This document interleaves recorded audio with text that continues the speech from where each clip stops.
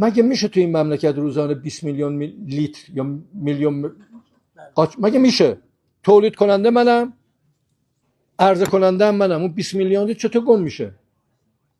خدا وکیلی حالا ما هم دار بزنن کم کاری نکردن، چطور گم میشه؟ آخه 1 لیتر 2 لیتر 10 لیتر 100 لیتر و 1000 لیتر که نی.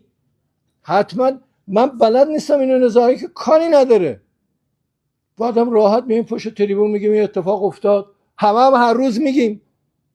خود معلومه من بیورزم، کسی دیگه که نی.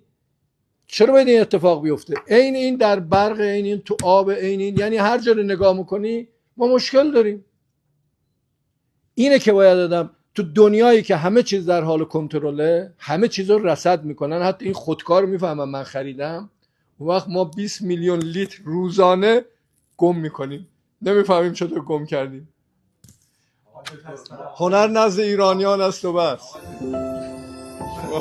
واقعا